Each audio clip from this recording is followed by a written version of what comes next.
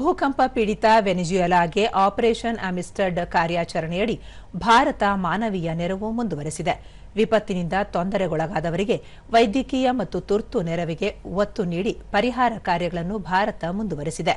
Venezuela ಆಡಳಿತದೊಂದಿಗೆ ಕಾರ್ಯನಿರ್ವಹಿಸುತ್ತಿರುವ ಭಾರತೀಯ ರಕ್ಷಣಾ ಮತ್ತು ವೈದ್ಯಕೀಯ ತಂಡಗಳು ತುರ್ತು ಆರೋಗ್ಯ ರಕ್ಷಣೆ ಒದಗಿಸುತ್ತಿದ್ದು, ಶೋಧ ಮತ್ತು ರಕ್ಷಣಾ ಕಾರ್ಯಗಳಲ್ಲಿ ತೊಡಗಿದ್ದಾರೆ. ಅಲ್ಲದೆ ತೊಂದರೆಗೊಳಗಾದವರಿಗೆ ಜೀವರಕ್ಷಕ ಮಾನವೀಯ ನೆರವನ್ನು ಒದಗಿಸುತ್ತಿದ್ದಾರೆ.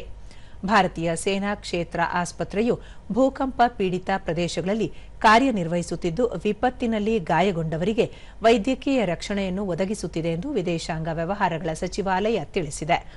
ಭಾರತ 41 ಸದಸ್ಯರ ರಕ್ಷಣಾ ತಂಡವನ್ನು ಹೊತ್ತ 2 ಭಾರತೀಯ ವಾಯುಪಡೆಯ ವಿಮಾನಗಳು, 30 ಟನ್ ಪರಿಹಾರ ಸಾಮಗ್ರಿ, 6 ಟನ್ ಔಷಧ ಮತ್ತು ವೈದ್ಯಕೀಯ ಉಪಕರಣಗಳನ್ನು ಕಳಿಸಿಕೊಟ್ಟಿದೆ.